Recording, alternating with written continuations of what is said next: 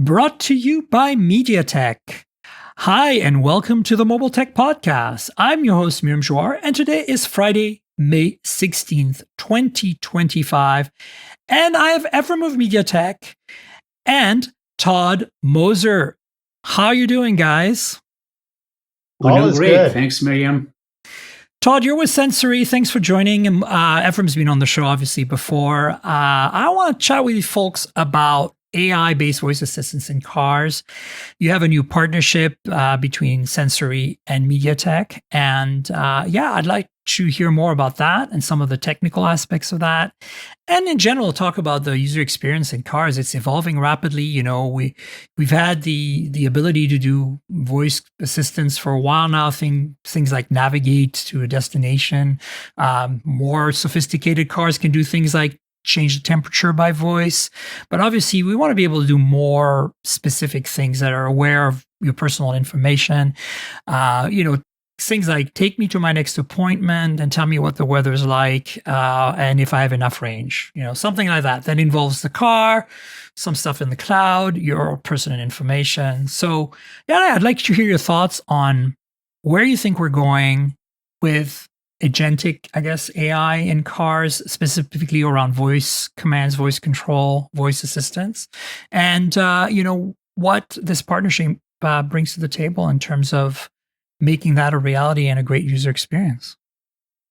Sure. The next generation experience in the vehicle, like any compute unit, is going to be around AI, right? So all of our product at MediaTek is driving AI. In this case, we're referring specifically to voice. And using voice in the car is probably the easiest user interface. You don't want to be having the big screen, clicking multiple, soft buttons on the screen, scrolling up and down. Your hands are busy, your eyes are busy on the road. So you do want to use voice and your ear really to have the best interaction. The next generation experience from the cockpit perspective is going to be a hybrid experience. So partially in the vehicle and partially in the cloud. And our partnership with Sensory is going to be primarily in the vehicle. We have enough GPU and NPU in the car. We have enough DSP performance in the car to be able to do a lot of that interaction locally. But as you mentioned, Miriam, there are certain things that don't exist in the car, like, for example, your schedule. It might be in the cloud somewhere. So the partnership with Sensory is about taking advantage of the car capability, the connectivity through 5G, which we also provide our customers, as well as the backend. And I'll let Todd, add some more to it from his perspective. Sure. One interesting thing to point out is we're a software company. MediaTek makes the chips. We run our software on their chips. That's sort of the big picture of it. What's really unique and special about the car is that we're getting more and more power and more capabilities within the car. So as Miriam, you mentioned in the past, you were able to do simple kinds of functions. They were often tied to a very specific grammar, saying things in exactly the right way. And with the new generation, you can say things any way you want, and it understands it. We've built these, we call them micro language models because they're actually using the same transformer-based technologies that the large language models are using. But instead of requiring trillions of memory cells that it can handle, we're doing with hundreds of millions, so orders of magnitude smaller. And by doing that, we are able to focus on a very specialized domain in car control and not have any hallucinations. And hallucinations are really one of the big problems that are still existing in the large language model space. Yeah. Give us a use case where this technology would be perfect, because obviously, connectivity doesn't always work super well in cars, right? If you're out in the middle of Arizona desert, you may or may not have data connectivity. You may or may not be able to access the cloud to get that stuff. Give us a use case where this partnership would shine, basically.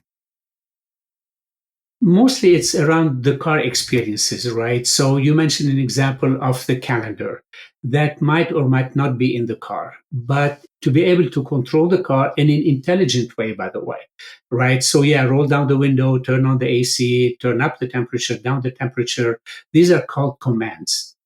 what we're trying to do, in certain cases, a combination. So you have camera, you have sensors, you have cameras looking at the user. Mm-hmm. And while historically it was command driven, so the driver or the passenger would give a command to the natural language processor, and then you get response back. The car experience is a bit different because you have all these sensors, both inside the car and outside the car. So if you have a camera, for example, looking at the driver, which is required, or will be required in certain parts of the world, the camera can sense that the driver is getting drowsy or not paying attention. So that can be generated by the AI system. And then using the language and using the speech, it can ask the user, would you like me to play a different song for you? Would you like me to turn down the temperature? Would you like me to stop by the next Starbucks, right? Right. So it doesn't have to be... So it's more like having a co-pilot, like say you're alone in your car, that's like keeping an eye on you. Like maybe your spouse is sitting next to you normally and say, hey, honey, you look like you're a little tired. You want to get a coffee? Now the actual assistant does that. And from what I understand is you can do this locally on device with or without connectivity, in some cases without. In this case, that would perfectly be the case, right? You can observe with the in vehicle camera. So that's a good use case. And I presume you also want to make things more conversational too, right? So more natural interaction than just voice commands. Because obviously, as I said earlier, this has been done before, the voice command stuff, right? Yeah, conversation is very important for things like if you want to access the owner's manual. And I want to say, what's that blinking light on the dashboard? Well, there could be a lot of blinking lights. So it would be good if the car comes back and says, is it the red one or the blue one? And is it shaped like a gas tank? Or, this kind of dialogue that narrows down the problem. That can all be done on device. One of the, when we talk about agentic functions and these large language models, the very first stage has to decide where should this information be sent off to for an answer. And that's a really important stage. If you're in a situation where you're not connected to the internet, you don't have 4G, 5G access, it's going to have to respond on device. And it might want to ignore some things that it can't answer rather than make mistakes. If you're in an area where there is Wi-Fi or 5G, then it might want to send something off to the cloud and not answer on device. And so we have these different, they call it mixtures of experts, where you can send to different models for different responses. And you might even be able to have the assistant respond and say, hey, based on what I know right now without internet connectivity, your next calendar entry is, because, contextual is a thing. I think that's where agentic comes in, right? And if your phone's connected in the car, you're going to have access to the calendar too. So exactly. But it might not be up to date is what I'm saying, right? Because maybe, right, exactly. So I think that would be one of the things you can do now is, have that more natural interaction with saying, well, the last bit of information I have is this, because we don't have connectivity right now. Or, you could say like, can you open all the windows, but not my kids?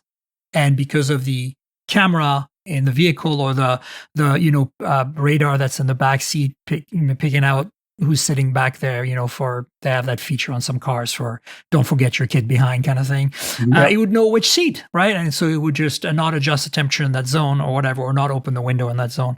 So I can see a whole bunch of use cases. And you can even lay that biometrics on the voice. And so who each person is by their voice. Right. Exactly. 100%. Yeah. As a matter of fact, Miriam, you gave the example of the kids. If you use Google Photo, for example, I've tagged everybody in the family, right? So the cloud already knows which one is my kid, which one is the older, which one is the younger. So you can even be more specific.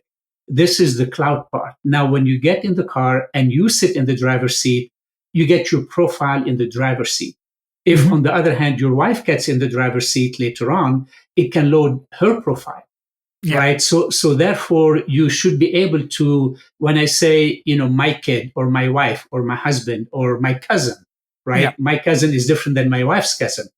So it should be able to recognize a lot of that. And you can load these profiles like at the beginning. The profile becomes more extensive. I was just imagining the case where a lot of these in-vehicle cameras right now are generally mounted right below the rear mirror, and they're wide-angle cameras. They might not be able to see everyone well enough to get, a good facial recognition. That's why I was using the example of the rear radar, the whatever 40 gigahertz or whatever they're using for that these days. Mm-hmm. But you're right. Being able to recognize a face makes a lot more sense. So yeah. There's also zones that are figured out by the different microphones, so you can figure out who's talking. Yeah, that's true. That was the early implementations used. I think they still do, but like that was one of the very first things to do for the assistants was to have a mic, 4 mics or whatever in the vehicle, mm-hmm. and triangulate that way. Yeah, technically, right. I guess you only need 3, but it's even more than that. We have what's called the sound bubble. So you can even hear. So today's technology that's available already, where the driver can listen to something else that the passenger is and the rear passenger is. So you can literally have different interactions based on these sound bubbles. No, absolutely. You could be on a conference call and somebody else could be listening to music and it will not interfere. Yeah, exactly. Or, some cars like Cadillac Lyriq have the speakers in the headrest in addition. So when it gives you instructions on like turn left, it comes out from the rear left headrest speaker. So, with surround sound in cars now, you can also customize it that way. But I think that opens up a whole bunch of opportunities and possibilities. Most cars today have the microphones, like the zonal microphones. But the newest cars have a camera facing inside the vehicle. And then, seat detection. Surround sound is a thing on every car nowadays. There's enough speakers to localize the audio, even if you can't have specific speakers in the headrests or whatever. DSP allows us to do the bubble, right? So I think practically it's feasible. What I'm really asking is, this partnership, obviously it depends on OEMs, but you expect this to see this in vehicles in the next year or two, or are we looking at further beyond that? It's an interesting question because it used to be people said that to get anything designed into a car took 7 years. Then Tesla came along and introduced software downloading that can get things software-defined vehicles are changing the game. Ephrem and I had an entire podcast about that, and I'm on board 100%. So you're preaching to the choir. What we're seeing today is when people want to adopt our new technology with new platforms, it's taking only 2 years. So it's gone from 7 to 2 without just the software download. Right.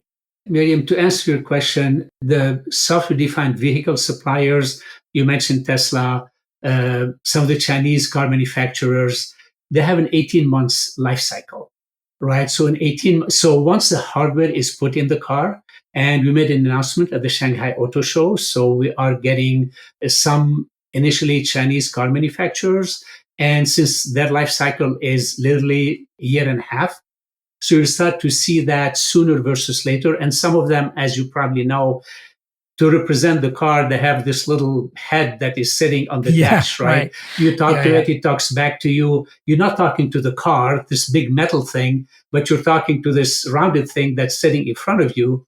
So it feels a lot more, this is the car now that I'm talking to. Yeah. I'm not talking. So you will see that sooner versus later.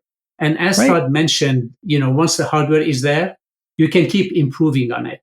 Because as you know, AI is about collecting data, learning from the data, and giving you the output. So and the AI more you is progressing so amazing, so rapidly. Fast.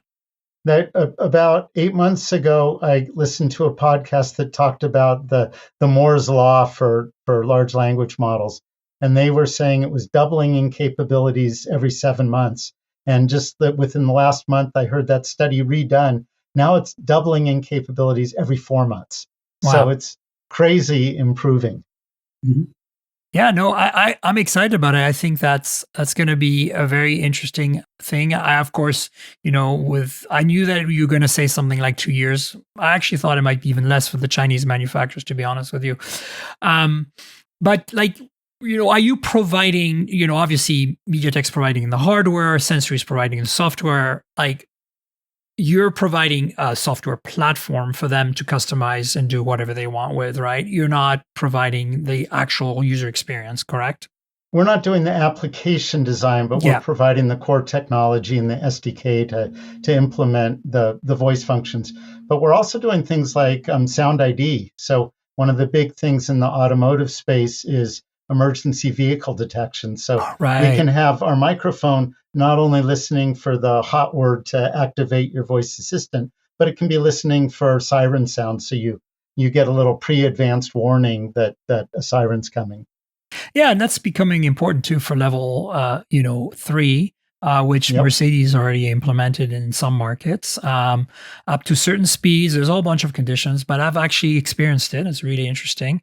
And they have actually an external microphone hooked up to their system just for that purpose. And presumably, I'm not sure if they're running your stack or not, but presumably have something similar about detecting emergency vehicle sounds.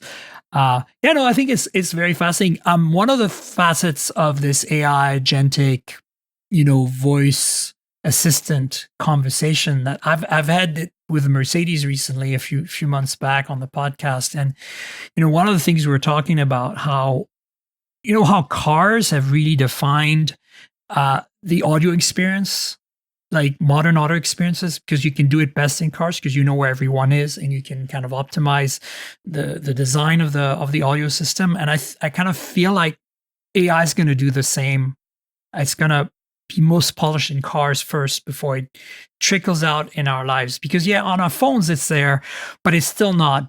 It's very half-baked. And I think because of the boundaries physically, literally, but because of the boundaries technically as well that the car presents, I think it makes for a more like limited in a way playground for the AI that lets us, kind of implement and increment quicker and get more interesting use cases out of it. So that's why I'm particularly excited about that. I think that's exactly right. A bit more. A car is really a captive environment. I mean, if you're watching TV or you're using your phone, you're not really captive. But when you're in a car, you're there and you're stuck there. And so there's a big incentive to create that wonderful experience because you have the captive audience. Mm-hmm. Yeah. And I think the other thing is, it's very similar to the TV experience in a way where each person's AI agent, as it were, needs to intermingle and commingle with the other agents in the vehicle. Right? When you're talking to your phone, it's just your agent you're dealing with, right? It's your knowledge base, it's your data from the cloud or your data on device. But here, the car will have to have context of every individual in the vehicle for this AI system to work. So we're looking at basically multiple agents for each person. And of course, as you said, Ephrem, earlier, the profiles get loaded, hopefully by the, camera detection or by, key fob or whatever else. And I think that's where I think this is going to get really interesting because you're going to be able to have that interaction between those various agents in a similar way that we have if we're sitting in front of a TV and start talking to a voice assistant. Yeah. I mean, AI in general works when you have a bound problem. Look at the factory automation. I did AI 20 years ago in the factories, and we're able to achieve 6 sigma. In other words, 3 defects per million, right? So when you have a bound problem, it's the same product with fixed lighting that works all the time. You can get very, very high quality AI. When you have a general purpose problem, and that's what Todd was referring to earlier, when the thing goes crazy on you, you can't afford to do that in the car, by the way, right? If you do ask the question, when is my next turn? If it tells you, oh, it was 30 miles behind you, or it's in France when you're sitting in the US, you can't afford to do that, right? Right. So because the car is a bound problem, you're not cooking. I hope you're not sleeping if you're the driver, right? So you can see from doing a billion thing to doing 100 things, maybe 10,000 things in the car, it's a bound problem. So the quality will be better. And when the data is local, then it's even more of a bound problem. So hopefully we'll get, like you mentioned, better experience in the car, not because you are physically limited, but the things that you do in the car is even more limited. Yep. Right. So that's exactly what I was getting to. Yep. Exactly. Yeah. Yeah. Yeah, and you'll have the choice of different models to go to. So the in-car model that Ephrem's referring to, that can be really good at controlling your car and not hallucinating. If you want to go out to Gemini or ChatGPT, it's going to be Gemini or ChatGPT, whatever level that is at the time. Great. Well, folks, we have to wrap up. Thanks so much for having this conversation. It's really insightful. I think I'm excited about seeing this happening in vehicles because, as I said, I think it's the best use case. And also the one that's going to make AI the most helpful and useful to people in the shorter term, at least. So thanks so much for sharing your thoughts on this, and we'll have you on the show again soon. Thanks, guys. Thank you, Miriam, and thanks, Todd, for the partnership as well. We have a great partnership together. Thank you, Miriam. Thank you, Ephrem, and thank you, MediaTek. Yeah, no, we appreciate the partnership. And folks, we're back with Aura López all the way from Mexico City. Hi, Aura. How are you today? Hi, Miriam. I'm great. So excited to be here with your audience at your show. Thank you for inviting me. Absolutely. A lot happened this week. Surprisingly, some weeks are really quiet, but you landed right into the middle of a busy week for me. And I'm sure you were, I think you were out of town, so you saw all the stuff that happened. I want to chat with you a little bit about some of these devices and get your feeling for it. Talking about things like slim phones, folding phones, minimalist phones, or dumb phones, if you want to call them that. There's so many interesting things going on right now in the sense that I think the manufacturers are trying to figure out what the next big thing is, right? So yeah, let's chat about that. The first phone that came up, there's a few new phones this week, and I only have one of them. So don't feel bad if you don't have them, because I don't either. So we're just going to talk about what we think we like about them, right? But the one I do have is the Razr, right? I've got both of them here. Let me pull them out. Which color do you have? Well, I'll show you in a second. For those of you on video, I've got the wood one for the Razr Ultra right here. Mm-hmm. And I have the green one for the Razr 2025, the base model. So these are actually the ones that I did a video on. It's funny because at the hands-on, they let me pick the colors, and those are the two colors I picked. And then they sent me the review notes, and those are the same two colors. So, It's funny you said that, because this week, in Monday, a lot of Mexican media went to Oaxaca to try them on. Oaxaca is a city in Mexico.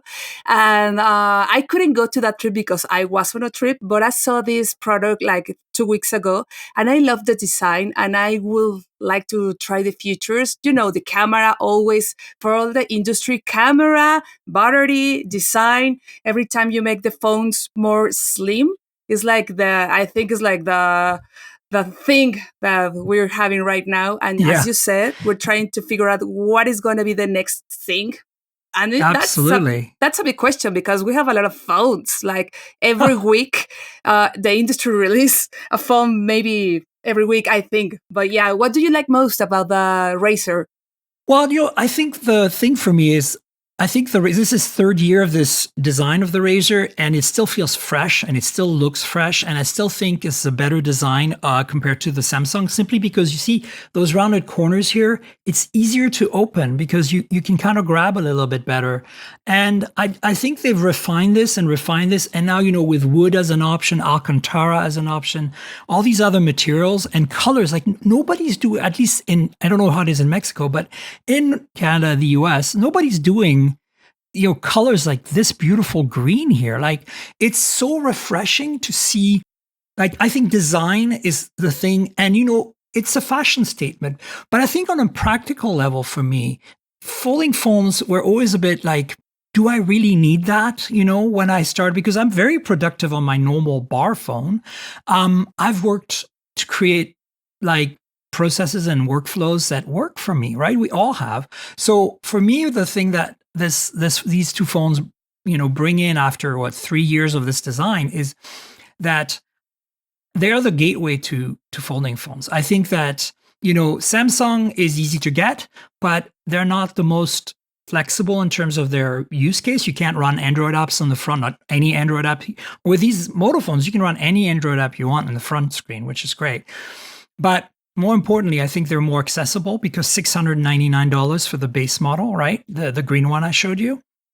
So more accessible in terms of price, more accessible in terms of, like flexibility of use case. So for me, when I started using flip phones, like folding flip phones, that's when I was like, oh, I think this is a form factor for everyone. Like, if you have to look at folding phones in general, I don't think the book style, the big ones, are for the average user. I think this is why I think Moto is doing such a good job, because they're focusing on design and they're focusing on the user experience, not the tech. You know what I'm saying? Yet, of course, they're delivering good tech. So what are your thoughts on that? Do you think this is kind of what is important in a phone, really? Phones are so commodity now, right? I love flip phones, and I don't use it regularly, but I love them because of the design, the practice. When you go to a concert, if you're not a tech savvy woman, then it's like they are comfortable, they have this lovely design, they are productive for the people that like to take pictures and use for WhatsApp and social media, which I think most of the people use the cell phone just for that, for taking pictures for their kids, for recording video. I think they're great. However, if you work like us in this industry, well, it's kind of not that limiting. Easy. Yeah, because it's limiting, because it's like you have to do a lot of things. You need a lot of quality and battery. So, but I think I have to tell you that Apple users want a flip they phone. want that. Absolutely. They are dying for have one. So 100%. I think it's and also for Gen Z. I have two cousins and they are Gen Z and they love flip phones, and they keep asking me like, when is Apple going to take this? So I think and that's what I meant, right? I think that of all, like when I first saw folding phones, I was like, okay, I'm a nerd, I'm gonna like it. But like then I started using them, and I was like, the flip is the form factor that I think is going to be the most popular. And I really can't believe that we're hearing rumors of a folding phone from Apple right now, yeah. And like these rumors have been going on forever, of course. But everybody's talking about like a book style, and I'm like, no, Apple, do not do that. You need a flip. This is what everybody wants. My producer, Theo, they have an iPhone. Their main phone was an iPhone. And we live in two countries, Canada and the US. So when we got to Canada, they wanted a second phone because it's easier than having two SIMs and so they got a Razr because they're like, I don't like Android. They still hate Android. They hate it. They say all the time, I hate Android, but they love the form factor. They love having a small screen and then opening it up, playing games on a bigger screen. Because their iPhone is an SE, the small one, right? The old one. And they're like, I like a small phone, but I like a big screen. And this is perfect. Do you remember when even this is before smartphones get to the world, LG has like a very tiny phone. Do you remember? Yes, it was like a toy. I was in high school, I think, and I love it. It was like, oh my God, this is so cool. The cell phone didn't do anything at all, just texting messages, but it was so lovely and it was expensive, but it was so cute that you like it. So I guess that's also why people are like excited about this kind of phones. And I don't like the foldables. For me, I got the book style. Yeah. I think I'm starting to get anxious about tablets, foldables, smartphones, flip phones, computers, laptops, big screens. It's like, oh wow, like you can do anything just with a cell phone. But yeah, I know it's too much tech right now. So that's what I'm saying. Like initially, I was like, fold book style, not my thing. I'm not interested. I don't need that much space. I get the flip thing idea much better. I think it's better for most people. You can, especially on these phones where you can run apps on the front screen. I was like, okay, this is great. Because, you can literally like just use it like this, right? Like just closed and like do a few things like, here's my messages, here's my photos, right? And I can run that right in the front. I can go photos and I got some photos, right? Like, and also the camera is it's okay. It's like what, 50? It's fine. That's actually the thing. If I had to like do a review and say, this is how I feel about this phone, is like I only mostly focused on the Ultra because it's the new product, like with an 8 Elite is a proper flagship. Because I don't know if you know, in Mexico you might only be getting 2, but we get 3 phones, right? We also get the middle one, which has barely changed from last year, the Razr Plus. So the Razr, the green one I showed you guys, that's the base model. And the only thing they changed on that was a slightly bigger battery and a newer processor, but everything else is the same. The middle one, which we only get in the US, is the Plus, and that hasn't changed at all. And then the Ultra is got, like, basically they decided to put a flagship phone inside the folding phone. So that's actually pretty interesting because, Samsung does that too. They put the best Snapdragon chip in there, right? So this has the 8 Elite. It's the best chip. but also has a bigger display, more high resolution, brighter screen, a whole bunch of things. Cameras are better, all that bigger battery, faster charging, 68 watt, I think, and 30 watt wireless. All this is numbers, doesn't matter. But the point is, the specs are flagship specs. And that's important, but the price is also flagship price. That green one is $699. As I said, very accessible, right? This one is $12.99 US. That's a lot of money on the Ultra. So when my review, it's like there's only two things that I felt that were off with this Ultra phone. And that's the price, because at that point, it's almost like getting a Galaxy S25 Ultra, right? Like it's the same, almost the same price. And the other problem is the cameras. Even though they're fine, they're not as good as like a bar phone, right? In that price point. They have some issues. Zooming isn't super great after like 3x, 4x. And in low light, the ultra wide is not that great. I think some of it can be fixed in software. But right now, if you're just doing casual social media photography in the daytime, you'll be okay.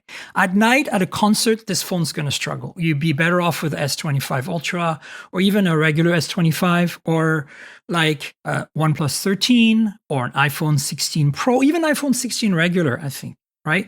So keep that in mind. That's the challenge. What do you think about the industry, like keep using HK for smartphones? Because I think this Razr Ultra has like a scale, right? Like upscale to HK in video. Yes, so it does actually proper 8K recording, right? That's the thing about this phone. It actually supports that. That's not a big deal nowadays. Yeah. All the phones that have a flagship chip inside, like 8 Elite, they do. A lot of them do 8K now, but you don't need that. Like, yeah, exactly. Like it's just a gimmick. It's just like, oh, look, on the sheet it says 8. It's like a number. I don't think it matters. 4K is good. I think 4K 60 is really good if there's a lot of motion, like you're trying to capture sport or your friends are having a good time doing cartwheels or something. But that's all you need, right? And this does 4K 60 on all three cameras. It only does 8K on the main, and nobody needs that, right? So. And in the United States, who is a leader? It is Samsung and then Motorola? Probably Apple's number one, then Samsung. And then after that, it's like there's nothing. And then there's like Google, Pixel, right? That's another thing. I would rather take my Pixel phone to a concert than take this Razr to a concert. Even though from a like carrying it, not having a bag, like convenience, this Razr is way better. But I think for the photos in the dark, like you're gonna struggle with this. Even this Ultra, this $12.99, it's gonna be hard.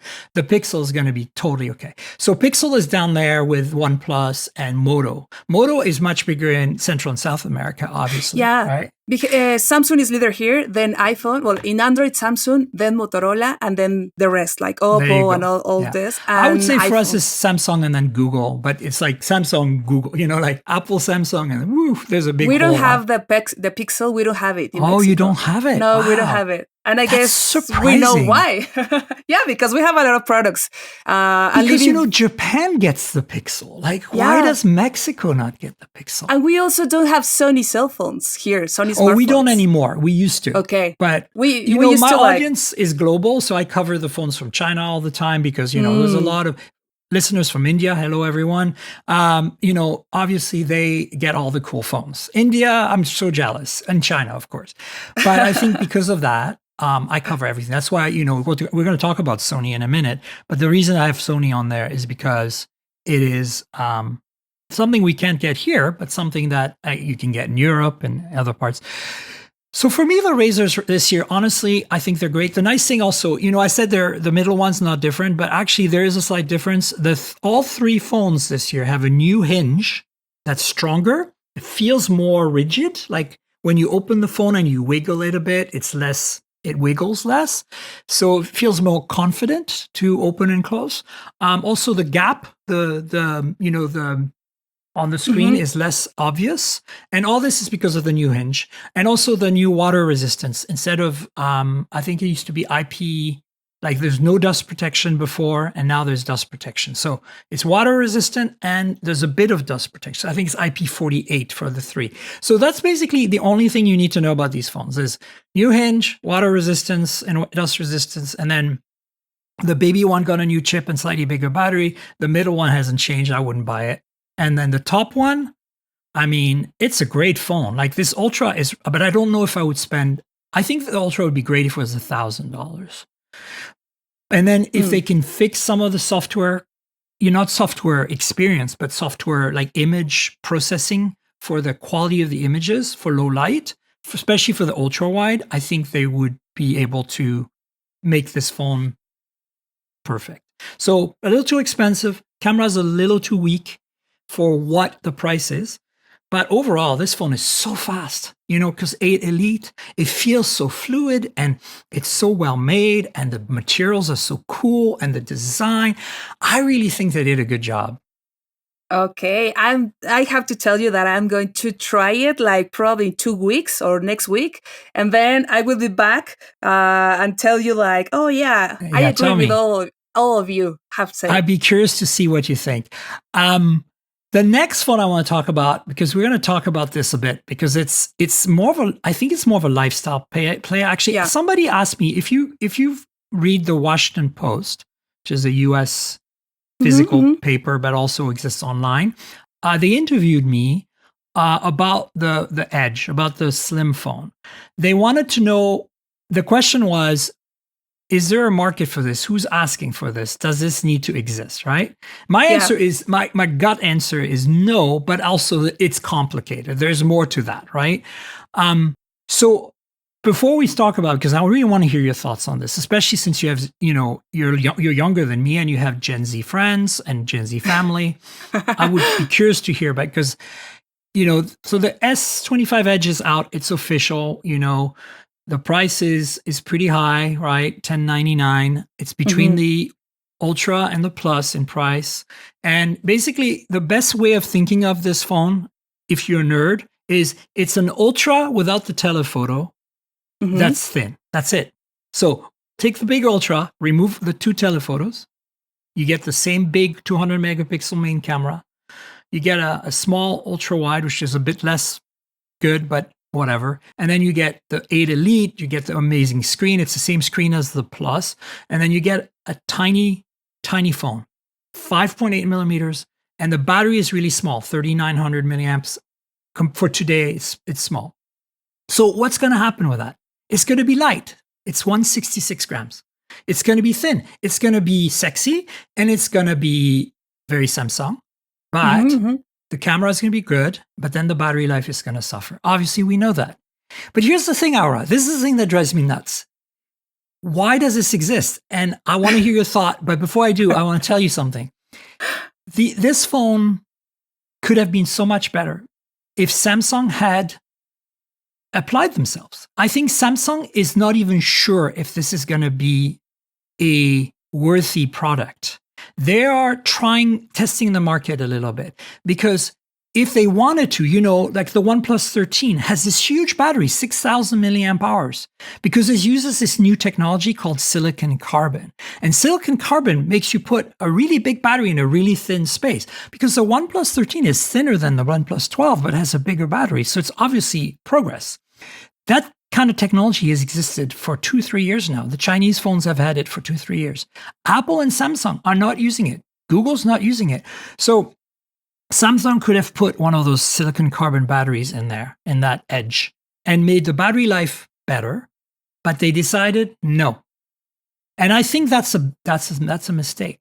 So what are your thoughts? Does it matter?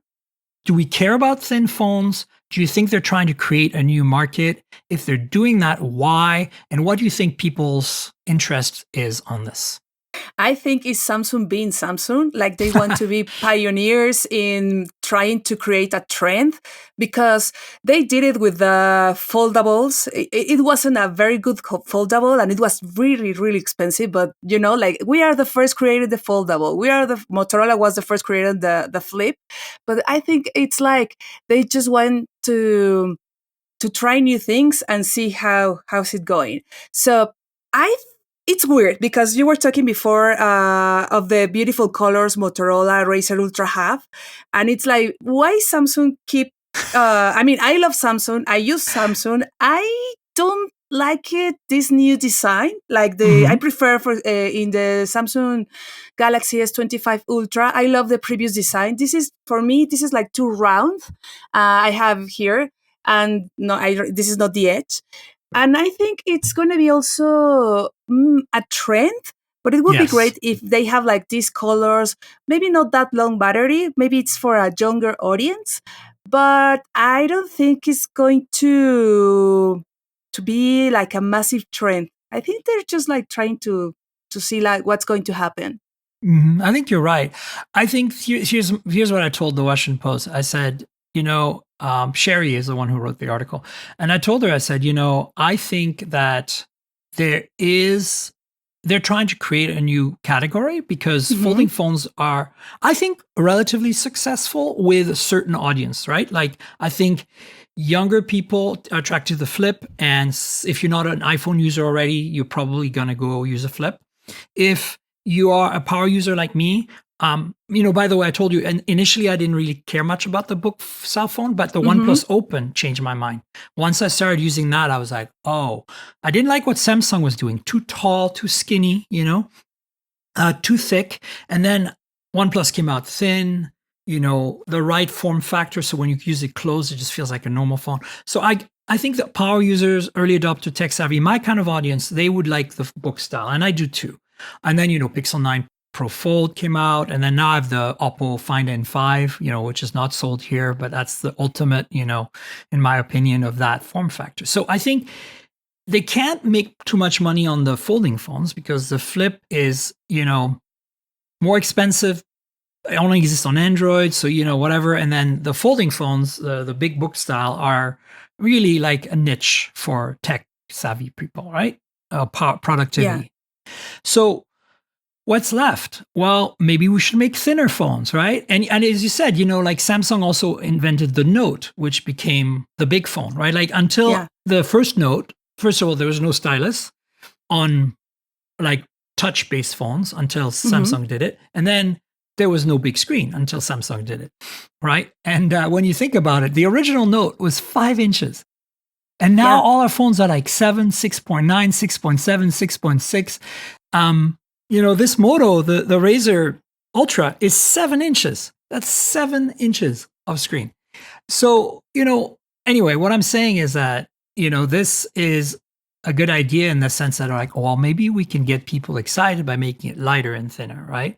I think they should not compromise the battery life. There's technology to fix that. It's too bad they didn't, but I think it's expensive to use that technology. So they wanted to see, is this even something people want, right? So let's try it. And that's very Samsung. But, I also feel like, and I hate to say this, but I feel like Apple has been rumored to make the iPhone Air, which is also a thin phone, but it's even thinner, 5.5. Yeah. And I think, actually, Aura, this is my thought. I think Samsung found out and they rushed to make the Edge. Yeah. I don't think they were planning to make a thin phone. I think Apple is obsessed with thin.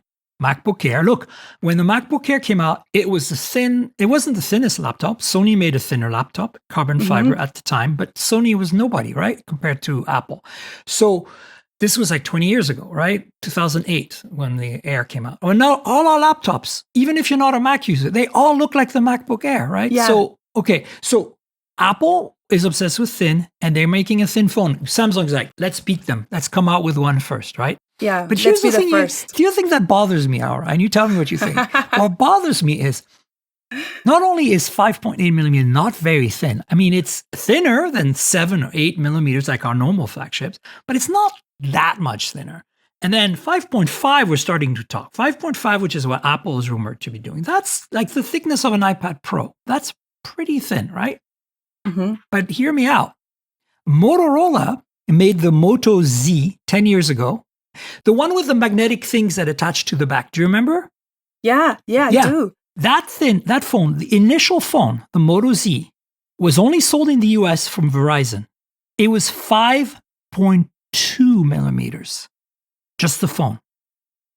Was it when they were like the Moto modes? Correct. Yeah, the first phone for the Moto mods, the Moto Z 5.2. And here we're 10 plus years later, and people are like, oh, 5.8. Ooh. And even Apple 5.5. I'm like, hey, wait a minute. I have another example. In 2014, Oppo, the people who make the N5 folding phone, they made a phone that was 4.9 millimeters thin.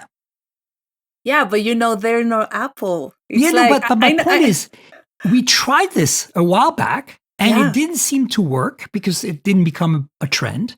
Unlike the MacBook Air, it became a trend. Everybody wanted to make a thin laptop. So I think what's happening is, they're trying again.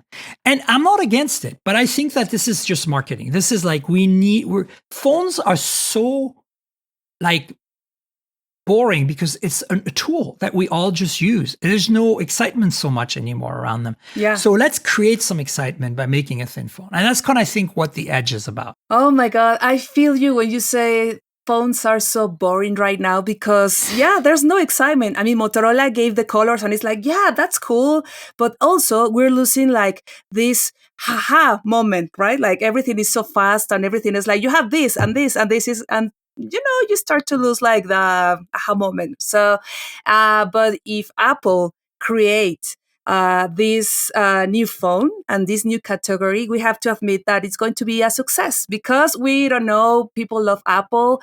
I don't know if in USA and other parts in the world, but in Mexico, it's like, are you team Android or are you team Apple? And it's like, come on, guys, we have to cut this. It's like, I agree. It's sad. It's sad that people are so tribal, about their products. But I think when Apple does, it's going to be more successful, probably. Depends on the price. Also, Apple's problem is they're only going to have a single camera, right? So that could be a problem and a challenge for some people because no ultra wide, ultra wide is really helpful. It's easy to get closer to something, like move physically closer.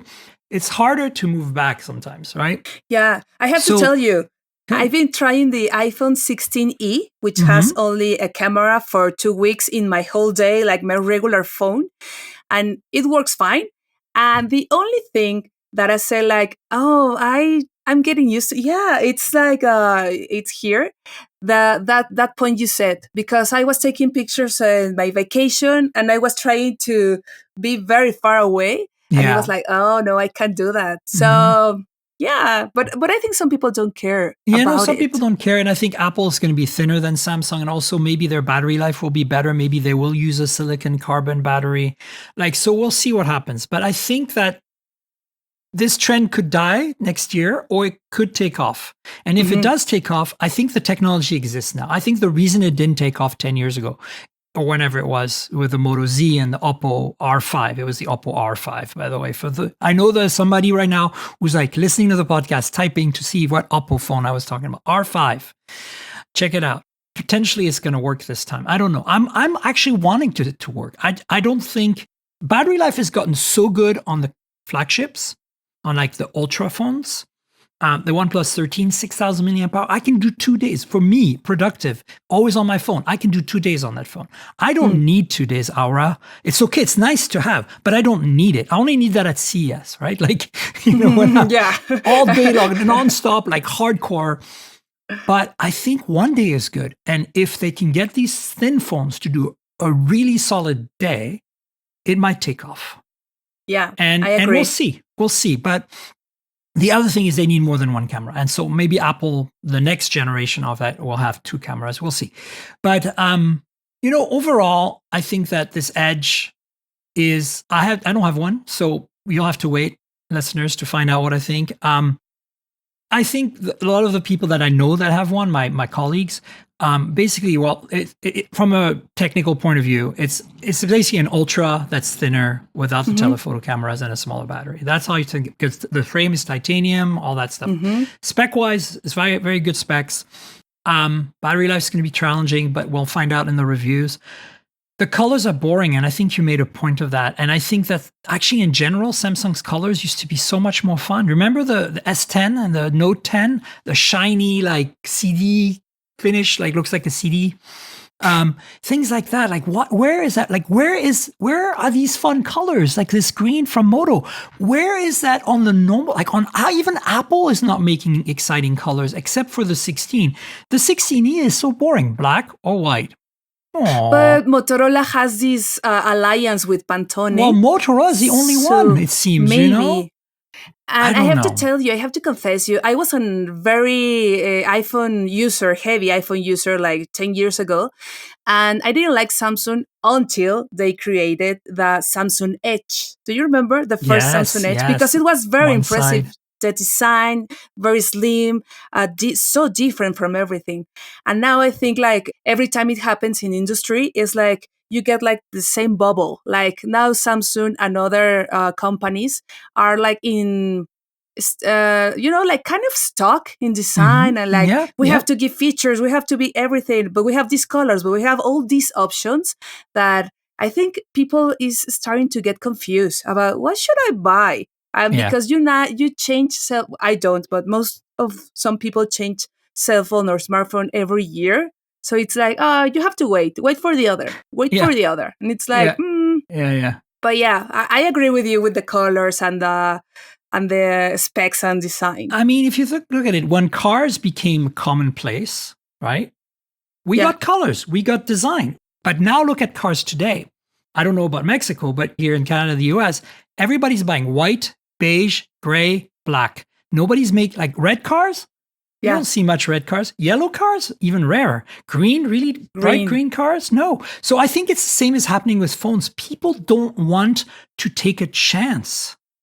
And if they do, they're going to buy a case. And talking about operating system, you don't want to change because it's like, it's going to take so. 100%. We know how it is. You like to change do it every week. But someone who doesn't know how it works, even though people say like, oh, it's so easy. You just have to put your phone like this, and it's going to change everything. And it's like, oh no, where are my contacts? It's like, why do we have to change if it's not going to be easy for us? So I guess that's also why people keep using the same platform and smartphones in their lives because it's easy for them. So tell me about something else I wanted to talk with you about that you actually suggested, and it's a very good topic. Minimal phones, dumb phones, whatever you want to call it. I mean, they're not, well, some of them are dumb in the sense that they don't have any apps, right? Like when I say dumb phone, my audience knows this, but in case you don't know what I mean, it's the phones that don't have apps, that are minimal, so you don't have to get distracted with the social media and other things. So in the old days, right, like you can still buy the flip phones, not folding phones, but regular flip phones with like T9, the 9 numbers on there, and like no touch screen. And they still make those, and with 5G now, with hotspot support, with a really bad camera, a really small battery. Some of them have headphone jacks, and you can put micro SD card in there for music. Those are okay, but most of them don't have maps. They just have messaging, but it doesn't support RCS, like all these problems, right? So you can buy that and then be minimal, make an effort to disconnect, or you can buy some of these specialty minimal phones. Like one of them is called minimal, right? And the other one is the light phone. So what is your thought on these? And do you think there's a market for that? And what's the reaction you see with younger people about that? I think I was dying to prove the Light Phone 3. You have in America, right? Yeah, it's a 3, yeah. It's like a very bizarre, like a palm berry. It's very good looking. Like a trio. And I really like to try it. But to be honest, I think new generations are like super anxious. I don't know if it happens to you because we came from a generation where we born before smartphones, before internet, and before a lot of technology that most of people now say like it's for granted. So. Right. At least for me, I'm in my 40s. I turned 43 years old. No, don't say that. You're 25. Everybody knows. I'm Come 25. On, stop it, Aura. I am 35. Everybody knows I'm 35. Yeah. Come on. Well, it doesn't matter. I'm not in my 50s at all. Not at all. But it's cool because you realize like the way life was before social media, before Instagram, before TikTok, before Snapchat. And it's not that it's bad. It's just that the algorithm, it really, really keep us like tangled. Like you have to be here and you're like, it's like candies, right? So what is happening is that not most, but a lot of people that I met and that is younger than me are very anxious, and they have like these mental health issues, and they keep telling me like, "Can you recommend me a dumb phone?" And I was like, "Well, to be honest, I don't think that's going to work because life right now, as we know it, is not working that way." I have to tell you, like 10 years ago, in 2009. Yeah. The New York Times released a contest for people who wanted to leave their smartphone. This is before the iPhone. It was 2007. 2007. Okay, 7. Yeah. 7. They were trying to reach people that were willing to just give their iPhone for a week, and their smartphone. Sorry, and I did that, and it was very bizarre because those were the times when we were using Twitter. Yes. And I was talking with my friends. We went to concerts. I got lost. There's a video there. So I got lost because I couldn't use the maps. People were in like, oh, this is trending topic. This is trending topic. And I was like out of the conversation. I couldn't call nobody. So I was like, because I just left the phone, right? And that was like 20 years ago, almost 20 years ago. And now the world is not working that. So you have to use a Uber. You have to, I don't know, like maybe you take your groceries from your phone, the maps, WhatsApp. Like it's not that way. So I really wish that it could be a trend and that we could be like less connected. I mean, you and I work on this, but most of the people, maybe they are like, oh, I just want to keep using Instagram and reading a book or something like that. I wish that. But the truth is that this is not going to work. Yeah. So, and I don't know, maybe they're not that expensive, but it doesn't make any sense. And to be honest, I think in the future there will be like retreats because they are now, and I don't know, people like Mark Zuckerberg can pay for them, like retreats to get disconnected and to get this digital detox. But at the end, it's like you have to keep forcing yourself to have the willingness to stop using your smartphone the way you use it in an addictive way instead of using these dumb phones. Yeah, I agree. I think the challenge right now, if you are trying to detox and stay away from social media, is that first of all, these custom phones like the Minimal and the Light Phone 3, they're expensive. I mean, for what they are. And they don't have enough of the features you really need. Like, some of them don't have the RCS messaging, so you can't talk with your friends that have iPhones. And then some of them don't have a good mapping solution. So, they might not have Uber or Lyft. The Minimal, which is the one with the keyboard, that's an Android device with an e-ink display, so it can install normal apps. It's just that they're that difficult to use because the screen is so slow to refresh because it's like a Kindle, the screen. But the Light Phone 3 has an OLED black and white. Well, it's color, but everything's done black and white, to kind of minimize, and the interface is very simplified. But you can't have Uber or Lyft or, your grocery shopping app and so I think my advice to you is, to the audience, not to you, Aura, but to the audience is get a normal phone. Get like a used iPhone, a used Samsung, a used OnePlus, a used Google Pixel or even a brand new one. Get the cheapest, like get an A series Samsung Galaxy. Get Pixel 9a, Pixel 8a. Get iPhone 16e. And remove the apps. I know you can put them back, but just don't put them on the first place. Like, just set up the phone from scratch. Don't back up your old phone. Just put the stuff you need. Make a list before. Put those things on, and don't install any more apps. That's what I would do. That's all. That's it. Because look, at that point, you don't have any problems with maps. You don't have any problems with rideshare apps. You don't have any problems with your shopping apps. You just don't have social media. You just don't have social media. you can be productive. You have email, you have your calendar, you have your web browser. That's the danger thing. You can even maybe don't put Chrome on.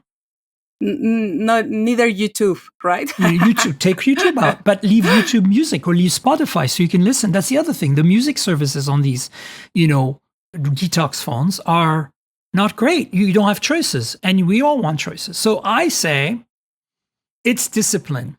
And I know that's not what you want to hear. Everybody wants like a simple solution that kind of keeps you in a little bit of a jail situation where you don't have choices. But you can create that jail. You can make your phone not have the social. I don't have a phone without social media because for my work, but I do not have social media in my bookmarks or in my tabs on my computer anymore. I used to, but I try to only do social media on my phone when I need it. And when I do it, I don't browse. I just respond to people who interact with me. I don't even look at everything else.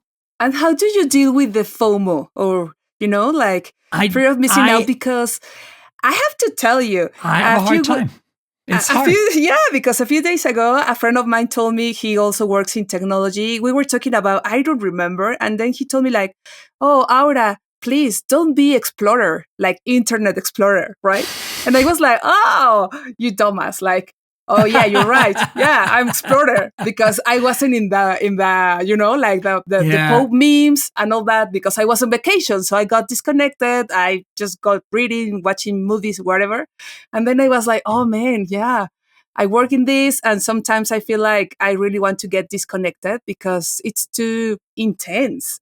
Yeah. So you talk about discipline, but for me, it's mostly like I get that through my friends, my messages with my friends, my messages with my colleagues, like on Telegram, on WhatsApp, on RCS text messaging. Every now and then somebody will say, oh, have you seen this, right? And then I will look at it for a second. I will look at the meme on social media. The apps are still on my phone, but then I just stop. Like I look at that and I close the app. That's it. I don't scroll. I don't sideways. I don't even I don't interact with it. I look at it. And that's my discipline. I will look at the memes when they're sent to me. I also have my, on Google, when you slide to the right, you get the news feed. I've customized that to be really what I need. Mostly it's work stuff, but every now and then I got some stuff that I like. Like I like cars, so I get some stuff on cars. I like, travel. I got some stuff on travel. But I will read the articles in the morning. I take like 20 minutes or something to quickly look at those things. But that's it. If it doesn't come in my news, if it doesn't come through my messaging, I don't care. And of course, when I post about my podcast, I go to the platform. I go to each social media app. I post about it. And that's when I look every week, once a week. I look at the answers from last week. Like, okay, let's talk to the people. Let's interact. And I spend and honestly, I started, Aura, this is new for me. I started doing this after the election in the US because I was going to lose my mind. And that discipline, guys, it helps. I know it's hard, but I'm not saying I have the solution for everyone, but that's working for me. So that's what I would suggest you try to do. Yeah, it's way cheaper than using a new phone. A new phone, exactly. Do you sleep with your phone in your room? I sleep with my phone near me, but not necessarily in reach. Okay. That's a good advice. That's another, Sometimes if I have because I travel a lot and I need to be able to maybe take an emergency phone call from my spouse or something, then when I'm traveling, maybe I leave the phone next to my bed. But when I'm at home, I just leave my phone on my desk. I mean, it's 3 feet away, but it's on the wireless charger on my desk. And it's on Do Not Disturb at night. So as soon as I go to sleep, I manually go to Do Not Disturb. I set my alarm. So that's the other thing is my alarm goes off on my phone. I have to actually get up. So it actually helps me get up. And then if I'm up, I'm not in bed scrolling. Yeah, I do. And I'm like, oh, I need to get clothes on. Oh, I need to take a shower. Oh, I need to go to this appointment. So that's just me. But it's tough. Look, I don't have the answer. I think we all need to develop our own system. I'm going to follow your steps because I've been trying to do this for so long. And at the end, I've always lose the battle. Like I have the phone in my bed near to me. And then I say like, oh, I need to publish this content. And I haven't taken a shower. And then it's 12 p.m. So it's a mess. And it's like, I hear you. So the other thing that I do for me is I don't make my coffee at home. I can, but I don't. Because I need coffee. So my first thing is, instead of being on my phone doing stupid things, go to the coffee shop and get my coffee, right? So that is the number one item on my list. Get dressed, shower, whatever I need to do. But more importantly, get my coffee. So if I spend too much time on my phone doing stupid things, even if my phone is on my desk and I get up to get it, I get up, I really, the first thing I do is I look at the notifications. Anything super important, I deal with it. Anything else, I just leave it in the notifications, and then I get ready to get my coffee. And then during my coffee at the coffee shop, I might do some stuff on my phone. But I try to not go to social media. Yeah, maybe your audience can tell us what do they do and give me or give us some advice of as you're doing right now, because I will figure that out because I'm so tired of being like always in the rush. Right. But I do feel like it's really everybody's got to come up with their own thing, right? Because we all have different lives and different habits. And even like I live in 2 countries and 2 cities. My habit in San Francisco is different than my habit in Vancouver. I'm in Vancouver right now. Because the coffee shop's in a different place, because my desk is in a different place in my apartment. So I had to readjust some of the things, right? But yeah, let's talk about the news really quickly because I have a few items that I think are going to be interesting to some of you. The Sony products came out this week. So we've been hearing rumors about the new headphones and the new phone. The new headphones, I'm a big fan of those headphones. I mean, I don't have any of these products yet. The headphones are probably coming soon. But what you need to know about the headphones is that 3 years ago, the last time they did their flagship wireless, these are not them. This is a wired pair of Beyerdynamic studio headphones. But the Sony WH-1000 series, that's the flagship series, it has like an MX1, MX2, MX3, MX4, MX5, MX6. Now we're at sixth generation. So the 5th generation came out 3 years ago. And when it came out, one of the things that it lost was the ability to fold the headphones, to make them smaller, to carry them on trips, right? Because Sony kind of, alongside Bose, kind of pioneered the folding headphones for travel, the noise canceling Bluetooth, right? They perfected that.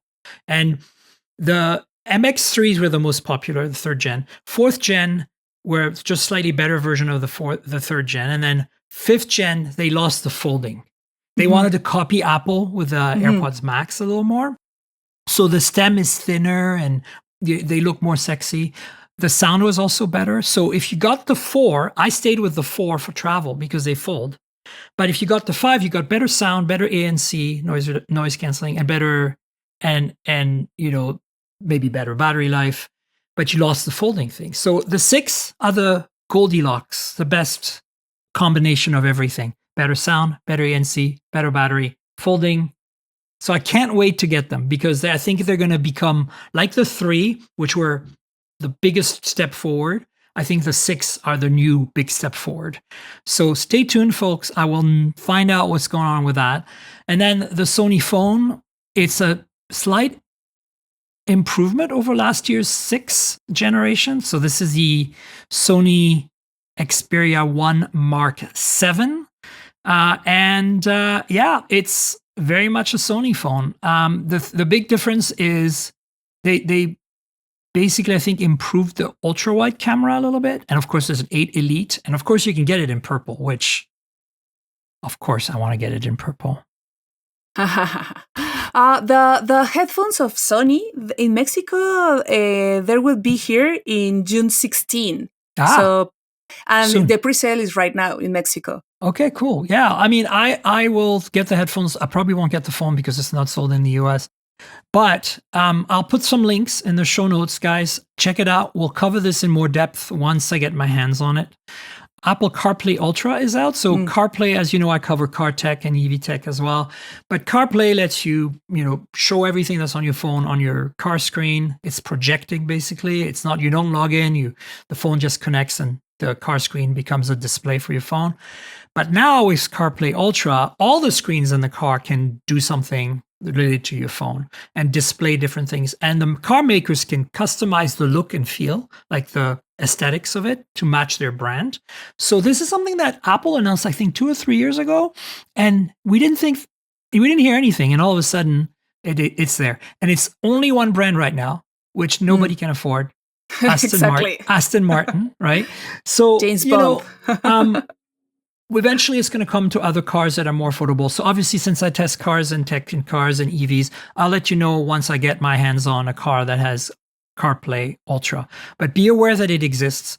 There are rumors of an iPhone made out of glass, 20th anniversary iPhone. Wow. We know that that's coming next year for 2026. So let's see what happens. But right now, it's just a rumor. Nothing is partnering with KEF, which is a British audio brand that's been around for a long time. They make really high quality speakers mostly. So maybe Nothing is making a Bluetooth speaker, because I don't think they're going to do that for their earbuds. I don't think KEF is very well known for headphones and earbuds. What do you think this partnership's going to do? Any ideas?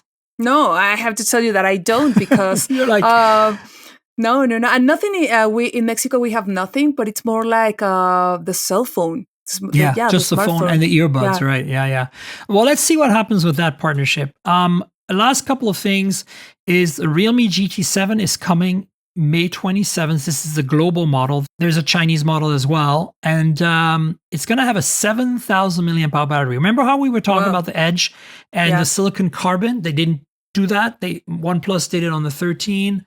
A lot of the phones from the BBK group, which is Oppo, Realme, Vivo, OnePlus, are using these batteries now. So what this is telling me is that they're making a flagship phone with the biggest possible battery that's still going to be like the normal size and thickness, not bulky. So that's interesting. That's why I put it there, because I'm like, let's see what happens. So May 27th, guys, put it in your calendar. And then the Nubia Z70S Ultra, that's a phone, that's a flagship from Nubia. It is now available globally. It's been out in China for a while. The nice thing about this one, Aura, is it actually sold in the US. Very few Chinese phones end up in the US. So we're very excited, because every time they make a flagship phone, Nubia, it sells it here. Red Magic is the same company, right? They sell their phones in the US as well, which is interesting. Of course, OnePlus sells their phones in the US, but that's basically all we're getting, right? I think we have that brand in Mexico. You must, yes. Yeah. Of course, we have Moto, which is technically Chinese because it's owned by Lenovo, but whatever. And then a couple of new chips from Qualcomm and MediaTek. And the first one is the MediaTek Dimensity 9400E. So 9400 right now is the flagship chip. There's a 9400 Plus, which is like slightly faster. And the 9400E is like slightly less. So think economy. So it's like 9400E, 9400, 9400 Plus. And that's inside the top tier, right? So flagship tier. So that's really all you need to know. But interestingly, if you're a nerd, the tech inside that chip is basically the same as last year's 9300 Plus, which was the top of the line last year. So they took the top line last year chip, made a few changes, and then they put it in the kind of bottom third of the top tier. And then Qualcomm has made a chip as well. It's the 7 Gen 4, and that's, their mid-range chip basically, and the Gen 4 of it. So I don't have much to say about that other than it's all AI, right? Like more NPUs, more, you were at the Qualcomm Summit. That's how we met. Yeah. It was all about AI and NPUs, and those two chips are going to deliver that. So yeah, that's basically the news, guys. That's all we have to tell you today. And I just want to make a suggestion, because you were talking about Ultra Plus, Non Plus, like it's so complicated. I know, but have you seen the new, the first episode of Black Mirror, the new season? Not this year. No, not yet. Oh, you have to see it. I only watch that because I don't like, like the world is so intense now that Black Mirror is too intense for me. But in that episode, they talk a lot about, Plus and Ultra. So please go and watch it, and your audience too. And then you will remember me why I said this. Okay, I will. Aura, do you want to tell people on my show where they can find you on the internet? If you want to do social media, where they can find your handles, where do you write, where do you do videos, where do you podcast? Well, you can only Google Aura López Tech or technology in español, tecnología, because it's going to be easier. auralopez.com, that's my website. I have a podcast with other colleagues. They are so geek, so you may like it, but we do it in Spanish. The good news is that it's in YouTube, and then you can turn on the, like the subtitles or this English version. Oh yeah, the English version now. Yeah. Auto translate, and I'm going to put subtitles in English for audiences, new audiences, if you like my work. And I use a lot of Instagram, and my Instagram handle is Aura V, which is AURAV. So you can look for me there. And if you want to learn Spanish, you have to go. You have to visit my If you want to site. practice your Spanish, go check out Aura's content. Folks, you know where to find me on the internet. I'm at Tank Girl. That's TNKGRL, like the comic book character Tank Girl, but drop all the vowels, and then that's my handle everywhere. So I'm on all the social media platforms. I'm primarily active on Insta and Threads and Blue Sky, basically. On the others too, but I don't really spend more time there. The podcast lives at mobiletechpodcast.com. You can subscribe there. It's also on all the major platforms.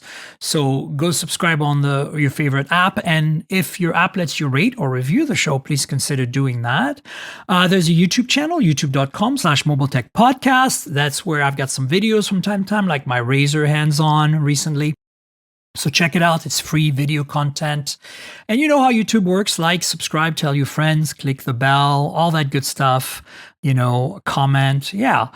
Finally, if you want to support me, there's a Patreon, patreon.com/TNKGRL, like my handle, Tank Girl. So there is a video version of this podcast that you get exclusively through Patreon. You get it a day in advance, and $5 a month gives you a new podcast every week.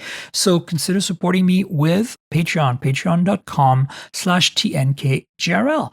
And I want to thank our sponsor, MediaTek.